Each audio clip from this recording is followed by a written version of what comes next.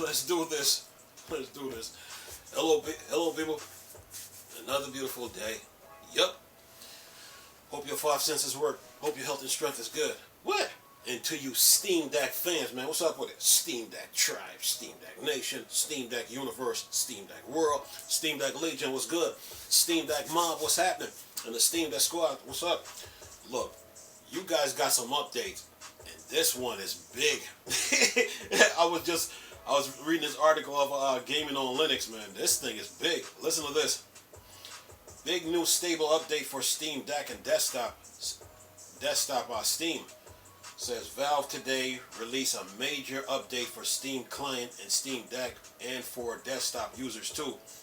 There's absolutely masses new, including small new features along with plenty of bug fixes to make the experience smoother as usual. A whole bunch of it shared between desktop and Steam Deck. Yeah, this list is big.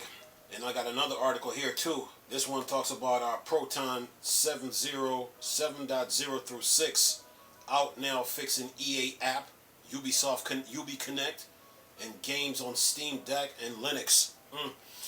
You Steam Deck fans are getting too spoiled. Anyway, see your play here. Yeah, and all these updates come. This list is big, so I'm gonna be here for a minute. But all these updates go along with your let's see, your Last of Us, your Jedi Survivor, oh yeah, and your Suicide Squad Killer Justice League. Steam Deck fans. anyway, let me start here. It says here, okay, remote play. Let's see.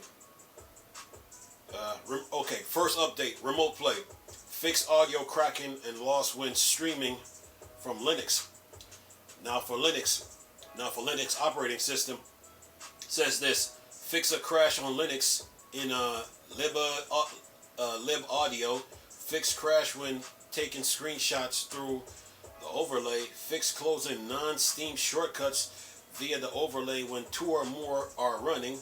Fix some errors causing the library not to render properly. Fix issues with duplicate stream dialogue appearing on Mac and Linux.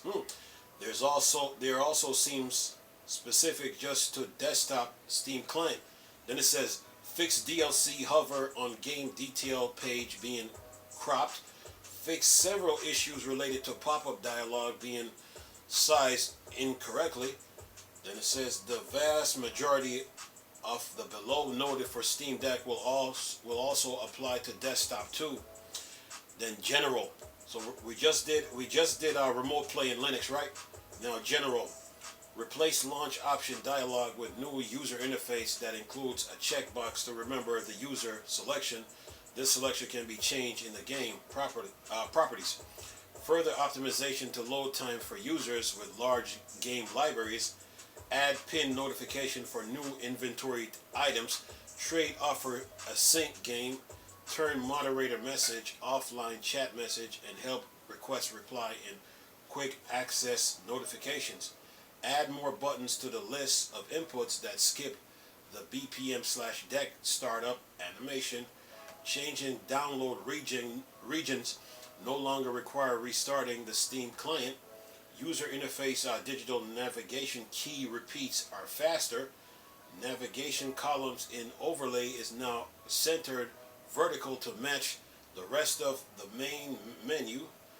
Various fixes make the user interface better, scale better in higher resolutions.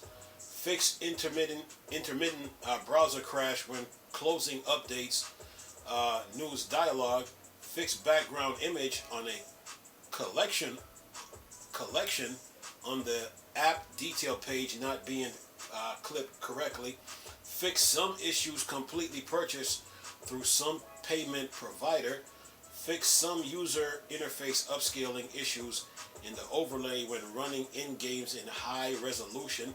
Fix a case where disconnecting a controller while navigating would not cancel repeating movement. Fix issue opting into some game beta branches. Fix issues viewing the hardware survey webpage after submitting results. Fix audio crackling and loss when streaming from Linux/Steam Deck using Remote Play. Fix A, quote, and C, quote, keystrokes, the app detail page triggering, and animations. All right, and that was for, let's see, general.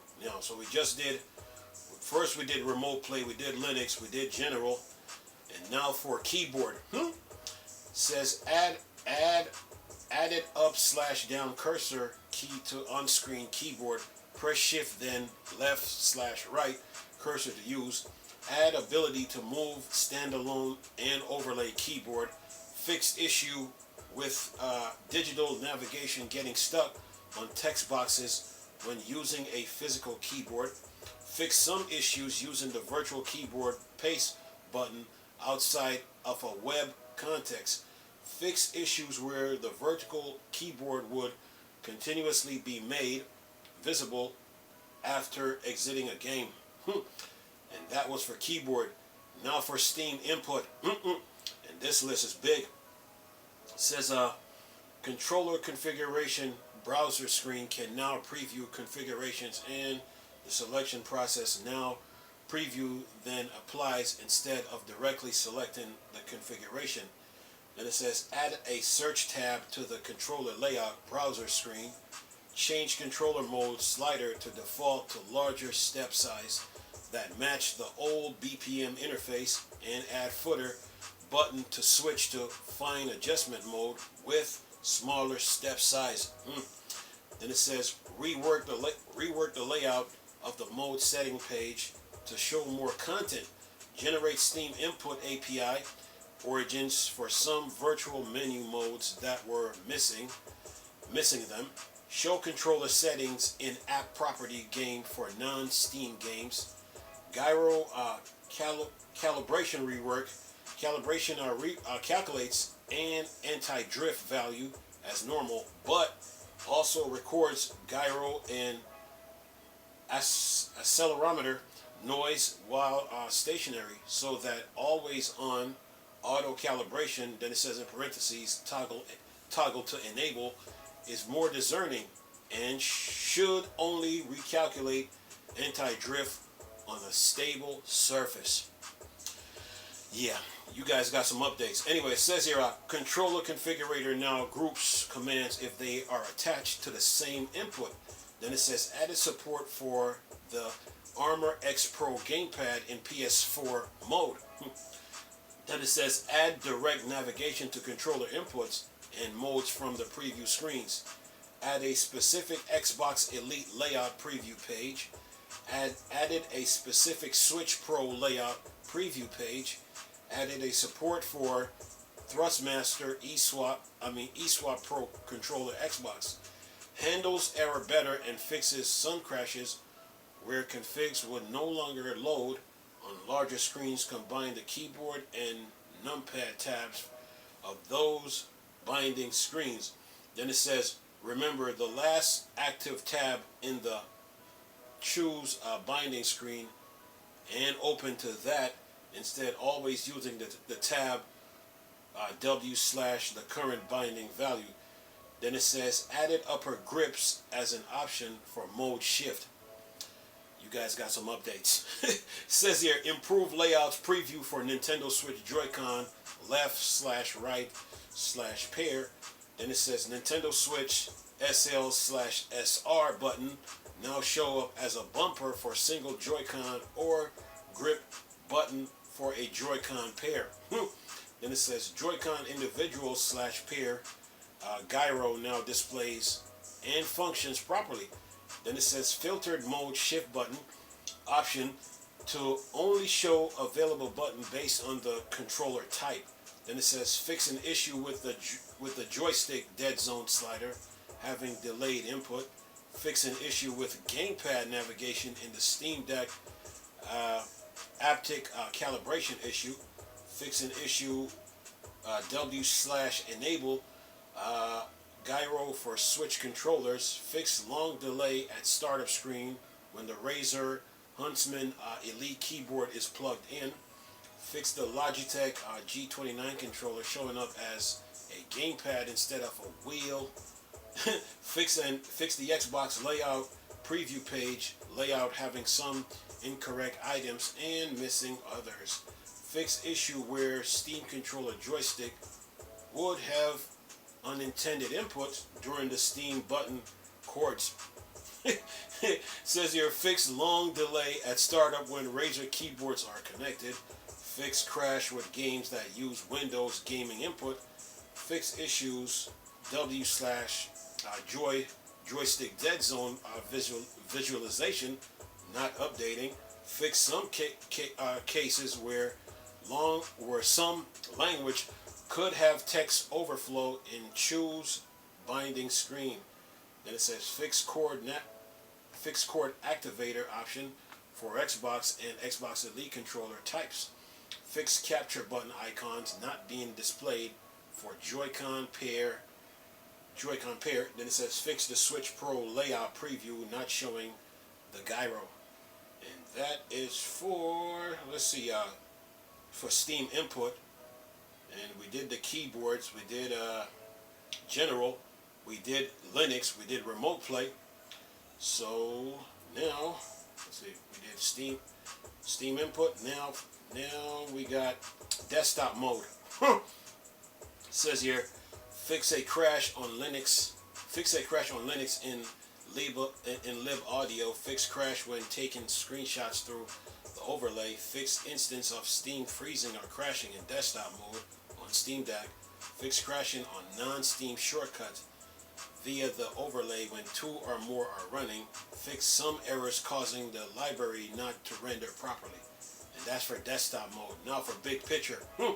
Says here, big picture while in desktop mode. Says here, the new big picture mode has been made the default experience for compatibility purpose. You can access the old experience by using the command line option.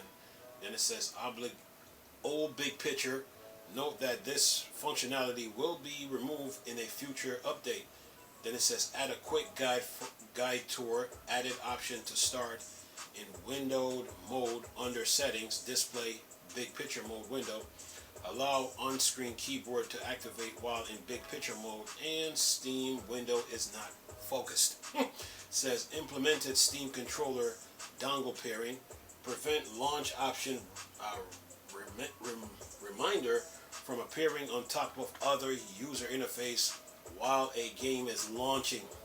Says detect focus shifting away from the BPM window. Faster and reduce instance of navigation going to BPM after starting a game.